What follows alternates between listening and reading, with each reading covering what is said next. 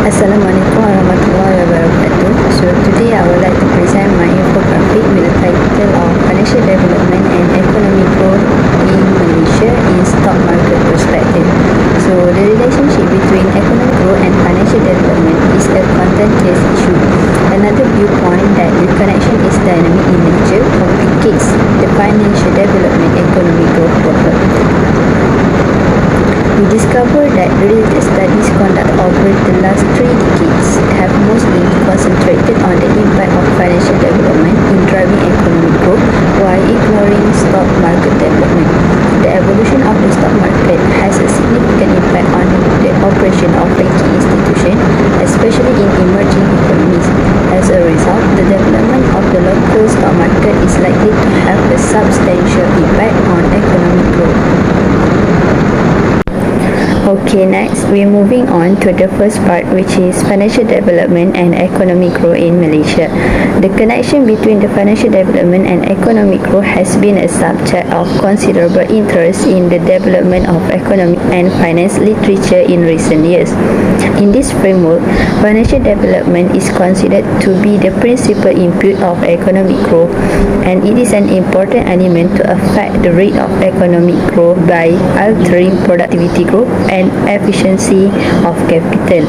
According to this theory, a country with a well-developed financial system can foster rapid economic through technological advancement, product and service innovation. As a response, financial arrangement and service will be great in demand. This adjustment will drive a greater economic performance as banking institutions effectively respond to these needs. As a result, both financial and economic development are positively connected, and their interaction may result in feedback causation.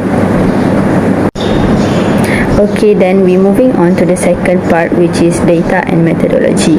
This study is carried out in the context of Malaysia for the period of 1978 until 2000.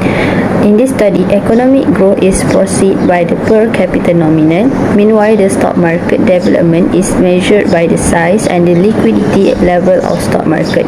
The former is in turn quantified by the ratio of total market value to nominal GDP, and the latter is quantified by the stock market turnover ratio.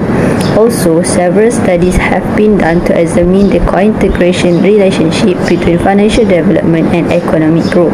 Firstly, bound test or unrestricted error correction model is suitable for a small sample size study. Also, the bound test does not impose restrictive assumption that all the variables under study must be integrated of the same order.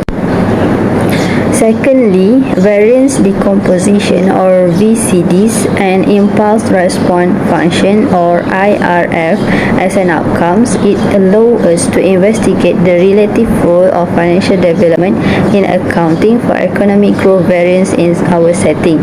On the other side, we can use the IRF to determine the direction, amplitude and persistence of economic growth reaction to financial development and inflation innovation. As a conclusion, in the context of Malaysia, this study indicates that stock market development is co-integrated with economic growth. Furthermore, this test indicates that stock market development has a large long-run positive impact on economic growth. Our findings suggest that when monetary authorities adopt liberalized investment and openness policy, improve the size and regulation of the stock market, and maintain macroeconomic stability, the evolution of the financial sector, particularly the stock market, is more likely to stimulate and promote economic growth. I think that's all for me for this presentation. Thank you.